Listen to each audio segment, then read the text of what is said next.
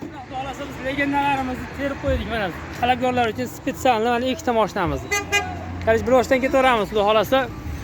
Siki so'ragan ekanlarimiz bor edi. Siki o'rni mana jinnixonasi. Ko'rib turibsiz holatni. Juda ham chiroyli, did bilan, akkuratni qilib.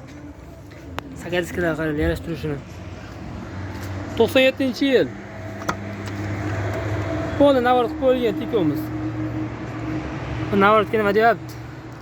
Yaxshi polichi qo'llar, barlar. Mana akvariumga qo'yib qo'yishdi mana ekanlar. Agar original maytafalar bor ekan, uni ham qo'yib berishar ekan, xudo xolasa. Salonlar polностью tayyor holatda. Motor hadovoy muammosi yo'q.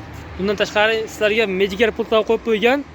Akaxonimiz maza qilib ishlatishni spetsial o'ziga tayyorlagan dehqonning qo'lida hamma ishlaydi. Vid nima deyapti vid? Juda ham ajoyib. Salon orqasi juda ham chiroyli, tiniq holatda. O'zimizda bitta qo'yganda sotilib ketganiga ko'p telefon qilib, "Tika yo'q ekan, topib bering" deyishgandi. Kakkiras talabga binoan mana chiroyli chiqib qoldi inshaalloh. Bu holatlari mana bunday ko'rinishlari.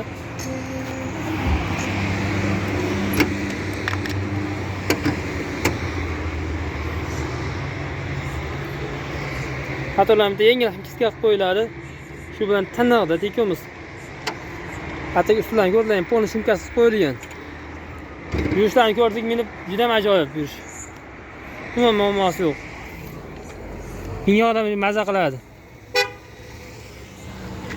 Bu va tika so'raganlarimiz uchun mana cho'tka variantlarni oldik. Sizlarga polni tushuntirib o'tib ketdik. Endi bag'i o'zimizda Nexia 1larimizga.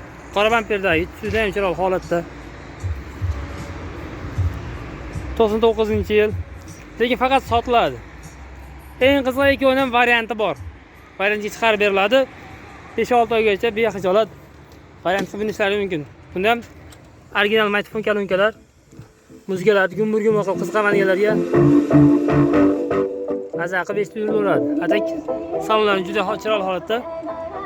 Qarochi olaman deganlar bo'lsa, sira aloqaga chiqamiz. Maza qilib minishadi.